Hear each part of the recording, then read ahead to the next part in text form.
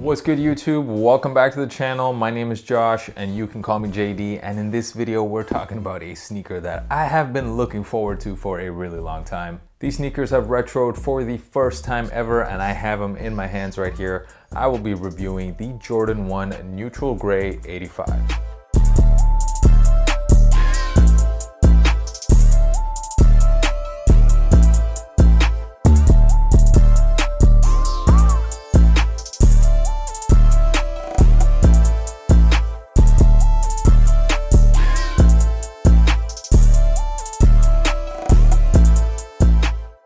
What up, guys? Hope you guys are doing well. So in this video I will be breaking down the shoe and talking about exactly what makes this shoe so special. We will be getting into the leather quality of this sneaker. I know that is a hotly debated topic right now. I'll also cover sizing, and trust me guys, there is a lot to talk about there. We'll get into some resale predictions, and as always I will be giving you guys that on-feet look, so make sure you stick around until the end of the video. So the Jordan 1 Neutral Gray 85. Now going into 2021, if there was one sneaker that I absolutely had to cop and take L's on everything else, it was definitely these. This was a sneaker I knew I wanted, so I was definitely saving up for them, expecting to pay resale. On release date, of course, I took an L like most people. As you know, there were only 23,000 pairs of these worldwide. So on release date, I messaged a lot of people in the local area who managed to cop the shoe, and I was just willing to pay resale. So me and one seller actually agreed on a price. We agreed on a time to meet. The next day, I woke up excited. I went over to the meeting spot and I just waited there, and this guy just never showed up. So the guy just flaked on me. I was pretty upset, and then I did the biggest mistake ever, something that I always tell you guys on this channel not to do. I rage bought this sneaker, so I went on StockX and basically just bought the shoe. And I've said it on this channel before, that is something you should never do. You should usually wait 3 to 4 days after the release. Prices almost always come down after that. But yeah, I was just mad that day, so I bought it, and yeah, of course, since I bought it, prices have come down even more. So that L feels even worse right now. But I'm not too upset for it because I actually budgeted to spend a lot more on the shoe than what I ended up spending. So resale prices were a lot lower than I expected. More on that later on in the video. Let's get into the sneaker. From a colorway perspective, not much to say here. It's a white and gray Jordan 1. A lot of people think that this is a very boring colorway. Not me. I think this is the cleanest colorway on a Jordan 1 ever. And in my opinion, a top 3 colorway on a Jordan 1. It's this, the Royals, and the Chicagos for me. Of course, this is a Jordan 1 85, so the shape is not like your regular general release Jordan 1s you get nowadays. It is much more true to the original. This is now the 3rd sneaker we've seen drop in this 85 form. Last year we had the varsity red pair as well as the new beginnings. And there are several design details with the shoe that make it different than a regular Jordan 1 right now. The tongue of the sneaker is a bit taller. Also, my favorite part probably is the swoosh. The swoosh is lower and also a bit thicker than most of the swooshes you see on Jordan 1s these days. When you move on to the toe box, you can see the mud guard of the shoe is a lot thicker than a normal Jordan 1 as well. And one other kind of subtle detail is the midsole. Most Jordan 1s, they have a straight midsole. However, it's tough to see, but this midsole is a bit curved along the midfoot part. You also get this sticker inside the shoe which shows the manufacturing date as November 14th, 1984, which was of course the year that the Jordan 1s first debuted. This is an OG colorway of the Jordan 1, and I'm honestly really happy that Jordan Brand decided to make this a special release. They didn't just GR this colorway. This is really a collector's item, only 23,000 pairs worldwide, and I'm pretty happy that I'm one of those 23,000. You also get this tag on the shoe, which on the inside explains all of the different features of a Jordan 1.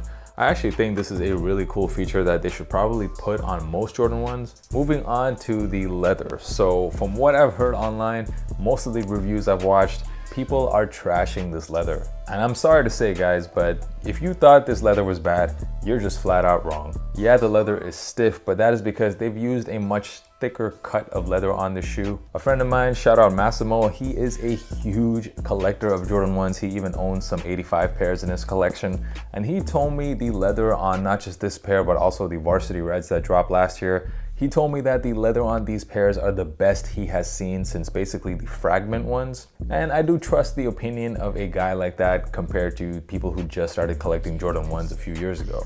I'm expecting the sneaker to look really good the more you wear it. It's definitely a premium leather. You could just look at the price of the sneaker. It is about $20 more than a retail price of a Jordan 1, and that is because they have used some premium leather on the shoe. I was very hyped to throw on a pair of the beige laces from my shop, Elevate laces, on here, but you guys absolutely sold out my store. The beige laces just flew in a couple of days. A lot of you guys have hit me up asking me when the beige laces are going to restock.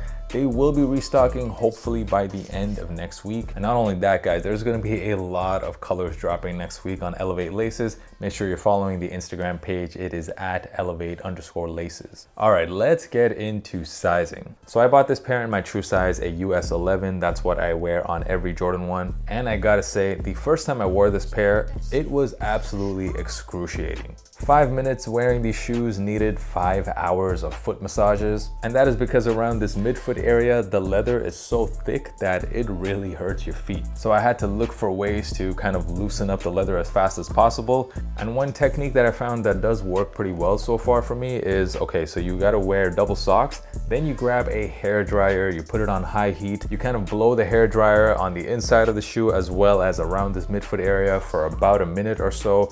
The heat kind of loosens up the leather, then you wear the shoes and then try to repeat this process about 5 to 6 times. And that has kind of really loosened up the shoe for me. It still definitely hurts a little bit, but it's nowhere near as bad as when I first wore them. I don't actually recommend going a half size up because the toe box area of the sneaker is actually a bit longer than a regular Jordan 1. So if you go a half size up, I think you'll have a really long toe box, and I'm not so sure that's what you want. So my recommendation is just go true to size. The leather might be a bit stiff in the beginning, but I think over time it'll loosen up and these will fit just fine. If you have wide feet, then honestly guys, I think you're out of luck. Like, I'm just gonna be honest, because if you go a half size up, that might not even be enough. You might need to go a whole size up, and at that point, it's just gonna be way too long in this toe box area. So I think, yeah, if you got wide feet, you're out of luck.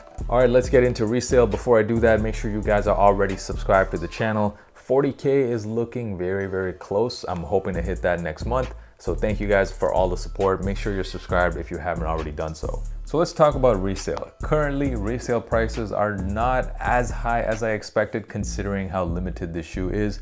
We're looking at the high 400s to low 500s in a lot of sizes. And when I was budgeting to pay resale for the shoe, I was budgeting for around $800. So I'm honestly very surprised with how low the resale is considering how clean the shoe is. So I guess I was just wrong. The demand for the shoe is definitely not as high as I expected. I was also very wrong about the resale last year when that Varsity Red pair dropped. I expected those to just skyrocket over time, and instead it has just dropped and it kind of stayed at this pretty low level for over a year now.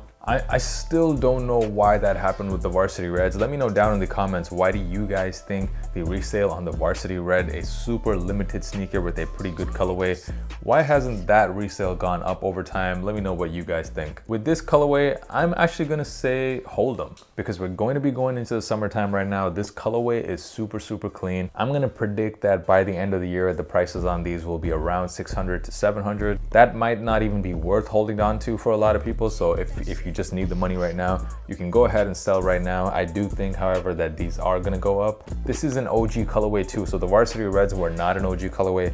This one is an OG. So I do think these are gonna go up. For those of you out there who took an L on this shoe, I'm sure there are a lot of you.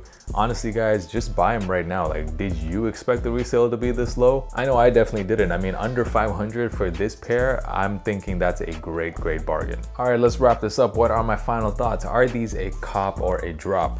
I was so hyped to get these guys. Going into the year, I knew this was the one sneaker I absolutely had to have. And I'll be honest, I am very disappointed with how uncomfortable these are on feet. At the end of the day, this is a shoe. The purpose of a shoe is you wear it on your feet, you go outside, you walk in them. And this sneaker is failing to meet that basic criteria of a shoe because of how uncomfortable it is. That being said though, this sneaker is just so beautiful. Like, this sneaker is so nice. I don't even like to have it on my regular shoe wall right here. I like it in a special place in the house house because I just want to look at it. So I'm really hoping the leather loosens up over time. I'm probably going to do a follow-up video maybe like 6 months from now, let you guys know how the leather has developed over time. Fingers crossed that the shoe will get more comfortable and look good over time as it wears down. But yeah, I waited too long for the sneaker despite how uncomfortable it is. This sneaker for me is a cop.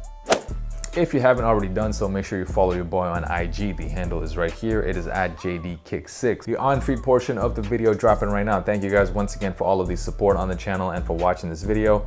And until next time, peace.